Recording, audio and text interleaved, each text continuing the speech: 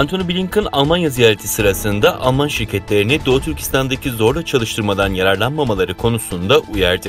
Ajans France Press'e göre ABD Dışişleri Bakanı Antony Blinken 23 Haziran Çarşamba günü Almanya'ya yaptığı ziyarette Alman hükümeti ve işletmelerini Doğu Türkistan'daki zorla çalıştırmadan yararlanmamaları konusunda uyardı.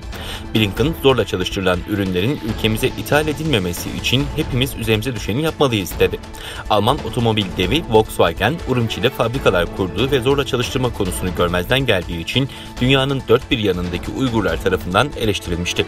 Çin'e ilişkin ortak stratejinin geliştirilmesinin önemli olduğunu belirten Almanya Dışişleri Bakanı Heiko Maas, AB'nin Uygur özerk bölgesindeki insan hakları ihlallerinden dolayı Çin'e yönelik yaptırım uyguladığını belirtti. ABD Dışişleri Bakanı Antony Blinken, Berlin ziyaretinin ardından Paris ve Roma'yı ziyaret edecek. Ardından 29 Haziran'da İtalya'da yapılacak G20 Dışişleri Bakanları toplantısına katılacak. Çin Dışişleri Bakanı Wang Yi'nin de katılacağı toplantıda iki bakanın bir araya gelip gelmeyeceği henüz açıklanmadı.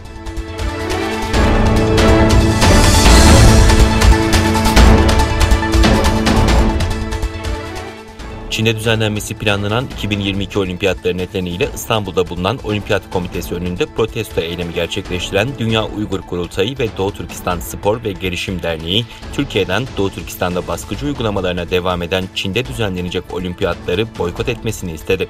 Protestoda konuşan Uygur Akademisi Vakfı Başkanı Dr. Ferhat Kurban Tanrıdağlı, bütün ülkelerin Uygurlara karşı baskıcı uygulamalarına devam eden Çin'de düzenlenecek olimpiyatları boykot etmesi çağrısında bulundu. Diğer yandan Uygurlar, Tibetliler, Moğollar, Hong Konglular ve diğer uluslararası insan hakları örgütlerinin katılımıyla Uluslararası Olimpiyat Komitesi'nin İsviçre'nin Lozan kentindeki genel merkezi önünde geniş çaplı bir protesto düzenlendi.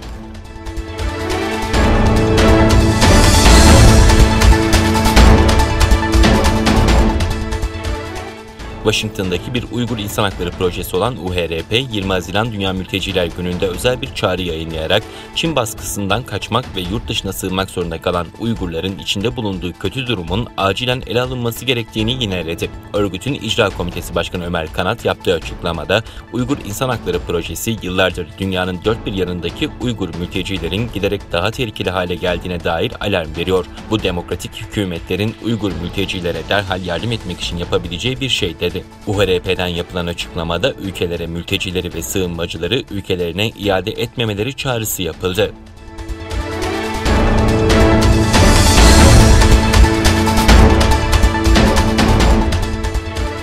ABD Kongresi'nde Çin karşıtı sert duruşuyla tanınan ABD'li Senatör Marco Rubio, 21 Haziran Pazartesi günü Kongreye 2021 Covid yasasını sunarken Cumhuriyetçi Mike Gallagher, Salı günü Kongreye koronavirüsün kaynaklarını araştırma yasasını sundu. İki senatör tarafından önerilen yasa tasarısı, Çin hükümetinin bağımsız bir uluslararası soruşturma ekibinin Wuhan Viroloji Enstitüsü ve diğer laboratuvarlarda koronavirüsün kaynağını araştırmak için Çin'e seyahat etmesine izin vermemesi halinde Çin hükümeti ve Çinli bilim adamlarının cezalandırılacağını öngörüyor. Marco Rubio yaptığı açıklamada Çin Komünist Partisi koronavirüsün kaynağı hakkında kapsamlı bir soruşturma yürütme konusunda isteksiz. ABD onları işbirliği yapmaya zorlamalı. Yapılacak ilk şey ABD hükümetinin Çin araştırma kurumlarına yaptığı yardımı kesmek. O zaman bu kurumların liderlerini cezalandırmamız gerekiyor. Amerika Birleşik Devletleri'nin uluslararası topluluğa liderlik etmesinin ve Wuhan laboratuvarlarını incelemesinin zamanı geldi, dedi.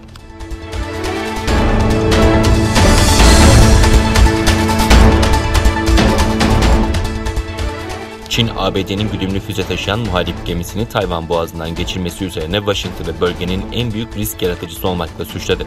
Çin Halk Kurtuluş Ordusu Doğu Cephesi Komutanlığı'ndan yapılan açıklamada ABD bilerek eski numaralara başvuruyor ve Tayvan Boğazı'nda bela çıkarıyor.